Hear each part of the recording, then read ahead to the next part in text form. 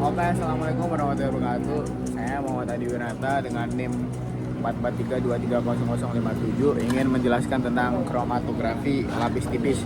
Jadi kromatografi lapis tipis atau lebih dikenal dengan KLT adalah salah satu teknik kromatografi yang bertujuan untuk memisahkan campuran yang tidak menguap, yang tidak mudah menguap.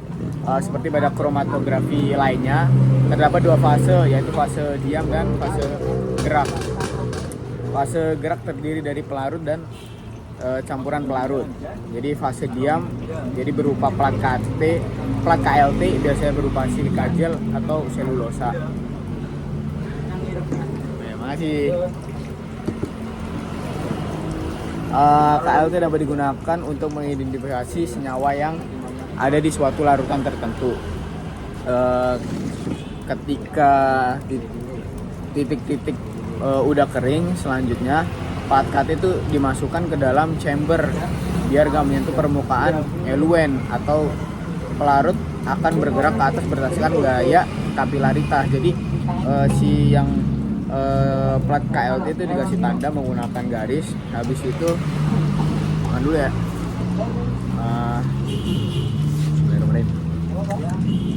Harus dikasih garis menggunakan pensil, habis itu pakai titik-titik, terus dimasukkan pada chamber biar gak menyentuh permukaan eluen.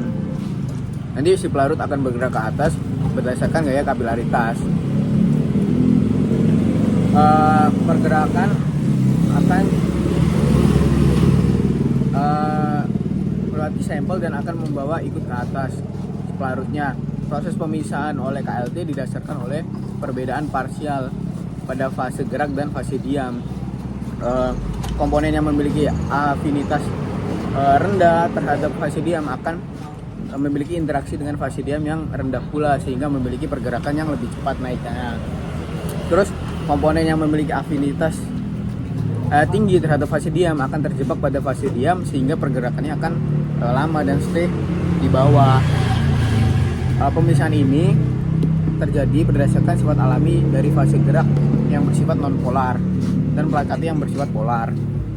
Dalam hal ini, plat KT memisahkan analit berdasarkan afinitas terhadap permukaan fase diam seperti silika. Jadi silikanya itu bersifat untuk memisahkan analit dari KLT. Analit yang bersifat lebih polar akan lebih terikat pada fase diam, sedangkan analit yang bersifat lebih hidrofobik akan lebih mudah untuk naik.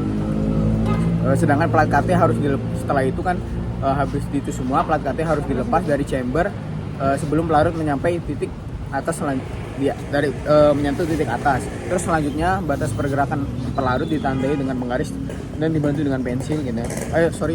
Dibantu dengan penggaris dan menggunakan pensil sebagai penanda.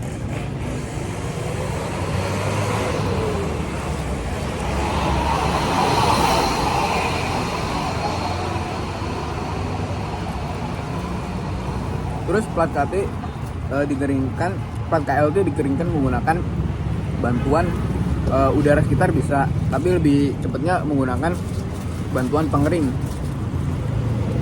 Untuk melihat hasil proses pemisahan, plat KT bisa divisualisasikan dengan bantuan sinar UV atau dengan reagen kimia tertentu.